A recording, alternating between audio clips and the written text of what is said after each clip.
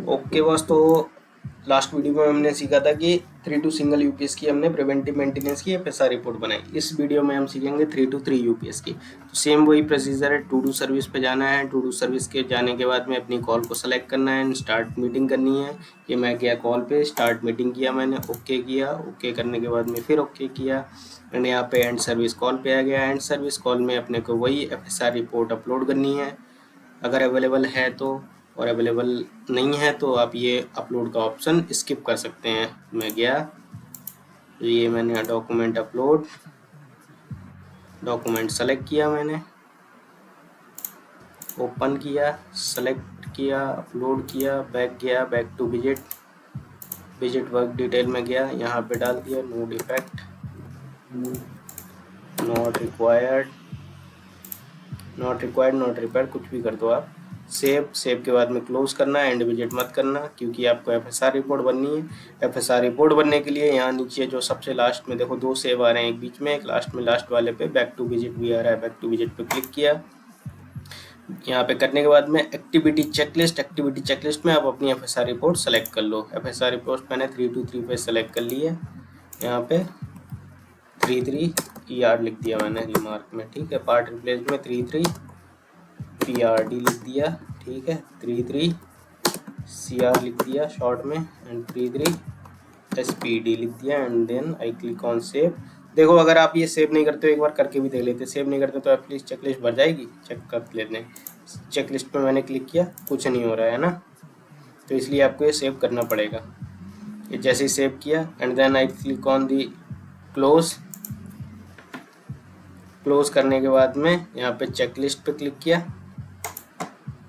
Checklist अब अपनी आ गई। यहाँ पे पैरामीटर्स आप भर दो। 3 फेज में वही अपने आ रहा है, 242 आ रहा है, मान लो 240 आ रहा है एक पेज पे 235 आ रहा है। इनपुट करंट जो आ रहा है वो अपना 80 एम्पियर आ रहा है, 75 एम्पियर आ रहा है।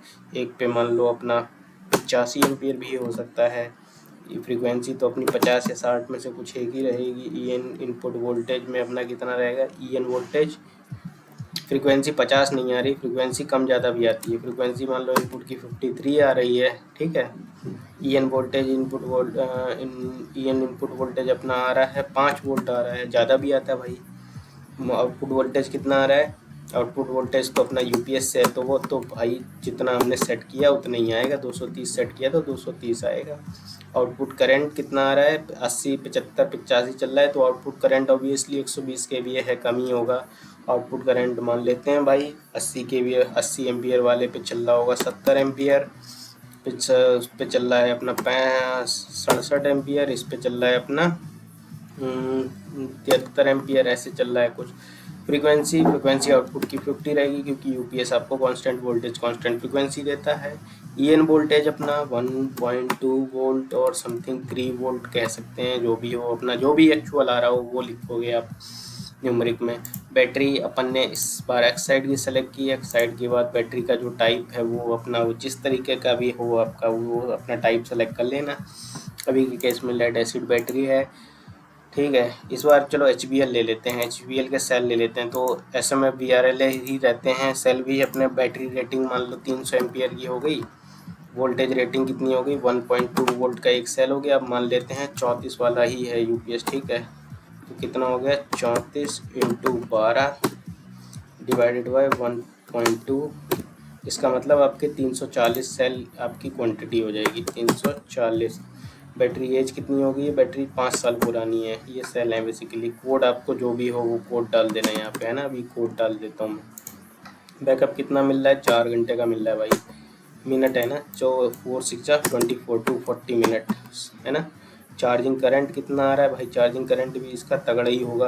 अगर 120 kV यूपीएस पे 300 H की बैटरी लगी है ना, 300 H के लिए कम से कम 35-40 एम्पियर, 40 एम्पियर इसका चार्जिंग करंट चल रहा है। और डिस्चार्जिंग करंट वही 30 एम्पियर, 30 एम्पियर के करीब चल रहा हो। कैपेसिटर का पता है तो भर दो भाई। एफकॉस का अगर लगा है, AC कैपेसिटर जो भी आपको पता है, माइक्रोफैराड में रेंज आपको पता है तो भर दो। 600 वोल्ट का लगा हुआ है। ये तो होगी माइक्रोफैराड रेटिंग, ये है ना माइक्रोफैराड। 4700 माइक्रोफैराड, 600 वोल्ट, क्वांटिटी है अपनी 12, स्टेटस लिख देता हूँ ओके। रिप्लेसमेंट डेट आपको पता है तो भर दो, हमें तो ये लगता है ये है। मेक एंड कोड है ना, DC capacitor, make and code लिख दो भाई। डीसी कैपेसिटर एल्कॉन का लगा हुआ है डीसी। रेटिंग है अपनी वही 150 माइक्रोफैरड का। वोल्टेज रेटिंग कितनी है, 450 वोल्ट लिख देते हैं, 540 वोल्ट, जितना भी आता हो उतना लिख दो। क्वांटिटी कितनी है, क्वांटिटी इसकी मान लेते हैं 8 लगे हैं। कैपेसिटर स्टेटस ओके है। रिप्लेसमेंट डेट जबकि आप जो आपको पता हो तो ठीक है, नहीं पता तो अपने हिसाब से भरना भाई। Normal operation offline done, preventive maintenance cleaning completed, power tightness connection okay, physical status okay, air conditioning availability yes, room temperature 37 degree, दीजिए availability yes, automatic, and then click on the save and wait for record edited. Save पे click कर दिया, record edited होने दो भाई। हो गया, इसका मतलब आपकी FSR बन गई। बस अब आपको सेव करके एंड विजिट करना है। ये मैं सेव दबाया, एंड विजिट करी, और साइन लिए, वो दे के साइन ले लिया मैंने, और बस final solve, click okay, save. Customer को शेयर करनी है FSR, तो यहाँ पे गए, ये आपका सर्विस स्टेटस, 16 कॉल हो गई भाई अंकुर की मज़े मज़े में। रिकॉर्ड पे जाने के बाद में न्यू पेज खुला है, उसमें जाके पेंसिल पे क्लिक किया। पेंसिल पे क्लिक करने के बाद प्रिंटर से अपनी रिपोर्ट प्रिंट कर ली। ये मैंने प्रिंट कर ली, लो भाई रिपोर्ट मेरी प्रिंट हो गई। ये इनपुट पैरामीटर सारे के सारे 3 फेज यूपीएस की, ये आउटपुट पैरामीटर, ये बैटरी की डिटेल, ये कैपेसिटर की डिटेल, और भाई जनरल ऑब्जर्वेशन जो भी थे, तो सारे की सारी चीज़ें आपको यहाँ से शो हो जाएंगी, रिपोर्ट में प्रिंट हो जाएंगी। और FSR रिपोर्ट अगर हैंड वाली है तो वो भी हमारे पास रहेगी। तो इस वीडियो के लिए यहीं आई थिंक सर्विस इंजीनियर के सारे वीडियोस कंप्लीट हो चुके हैं। बाकी जो उनके FAQ हैं, पैक हैं, उनकी वीडियो भी अलग अलग बनाते रहेंगे और आपको टाइम टू टाइम बताते रहेंगे। Thank you very much.